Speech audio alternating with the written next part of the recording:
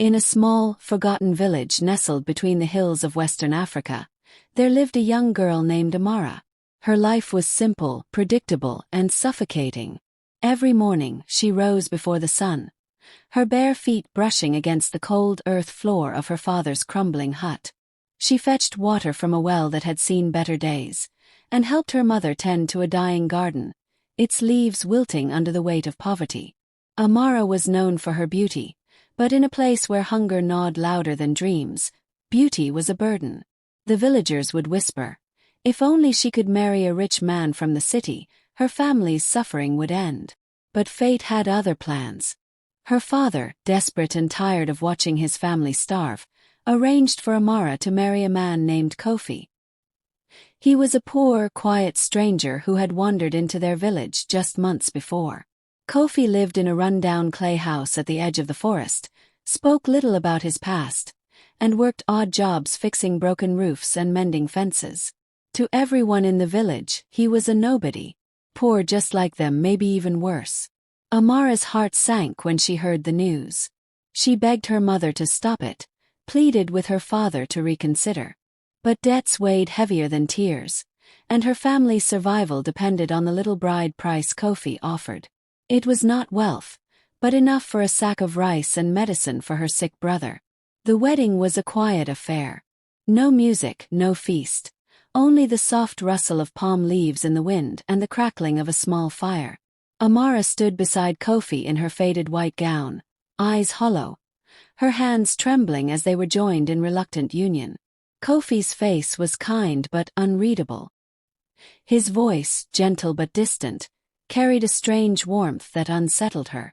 "I know this is not what you wished for," he said softly that night, as they sat in the dim light of an oil lamp. "But I will not hurt you, Amara." She barely replied, her thoughts a tangled mess of anger, grief, and a strange curiosity about the man she now called husband. In the days that followed, Amara braced herself for a life of struggle. But slowly, she noticed peculiar things about Kofi. His tools were too fine, made from rare imported metals no poor man could afford. He would sometimes vanish into the forest for hours, returning with fresh food and medicines no one else in the village could get. And once, in the dead of night, she heard him speaking perfect English over a small, sleek phone, words smooth and commanding, so unlike the quiet, humble man she married. A seed of suspicion took root in her heart. Who was this man, really? Amara was about to find out. Days turned into weeks, and Amara's life began to change in ways she couldn't explain. Kofi, the man everyone believed to be a penniless drifter, started making small but noticeable improvements around their home. The broken walls were suddenly plastered, a new mattress appeared, and even a proper lantern replaced the old, flickering one. The villagers began to talk. "Where is Kofi getting this money?" they murmured. "Did he steal? Or find hidden gold?" Amara, too, was confused and uneasy.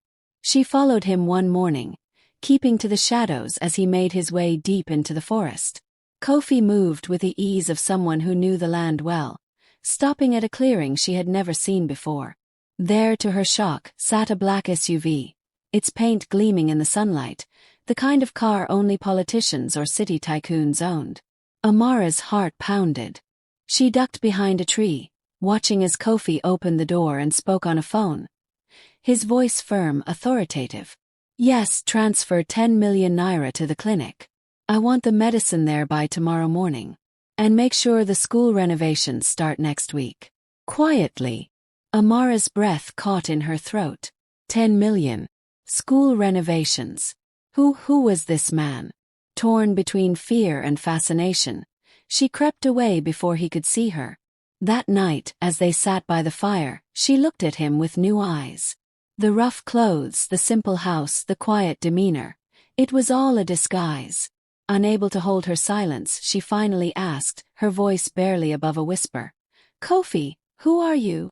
Kofi looked at her, the flickering firelight casting shadows across his face. For a moment he said nothing. Then he sighed deeply, as if shedding a weight he'd carried for too long.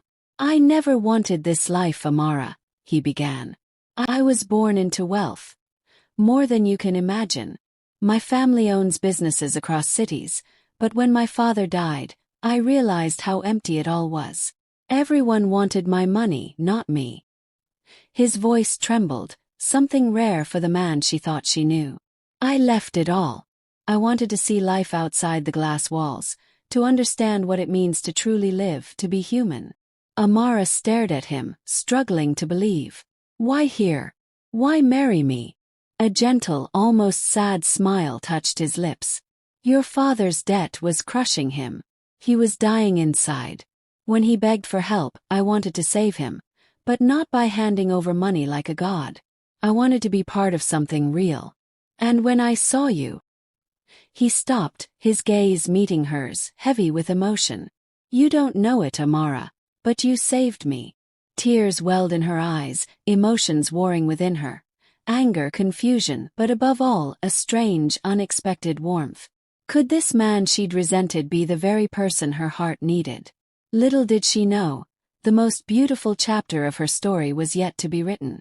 The night air was thick with unspoken words as Kofi's confession hung between them. Amara's world, once small and predictable, had been shattered and rebuilt in a matter of moments. The man she believed to be poor, ordinary, and unremarkable was, in truth, a man of wealth and power. Yet he had chosen this life, this village, and her. In the days that followed, something inside Amara softened. She began seeing Kofi not as a stranger forced upon her, but as a man whose soul had sought peace, who traded mansions for mud huts, and who looked at her with genuine tenderness, not pity. Their conversations grew deeper, and laughter slowly replaced awkward silences. For the first time since her childhood, she felt seen.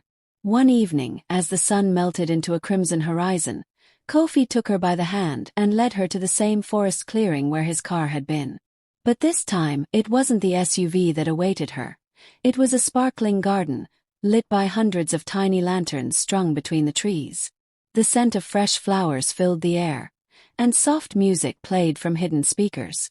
Amara gasped, her hand flying to her mouth. What is this? Kofi smiled, a warmth in his eyes that made her heart flutter. I wanted to show you the world I left behind. But more than that, I wanted to show you what you mean to me. He knelt before her, pulling out a simple yet elegant gold ring. Amara, I know our marriage began with sorrow and duty. But now I ask you, not as a man of wealth or as someone who saved your family, but as Kofi. Will you give me your heart, willingly, and let's build a life together, not bound by poverty or riches, but by love? Tears streamed down Amara's cheeks, her heart swelling with emotions too vast to name. This was the proposal she had never dreamed of, in a world she thought she'd never touch. She knelt beside him, cupping his face in her hands. You already have my heart, Kofi. I was just too blind to see it. Their lips met in a kiss, soft and trembling, sealing not just a promise but the start of a new chapter.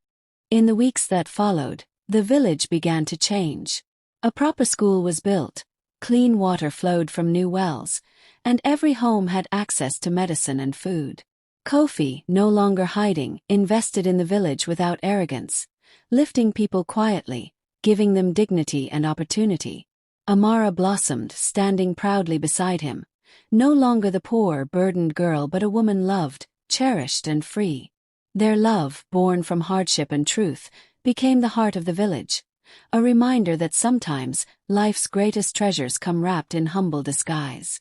And for the first time, the villagers whispered not in pity, but in awe as they spoke of the girl who married a poor man, only to find she was the richest woman of all.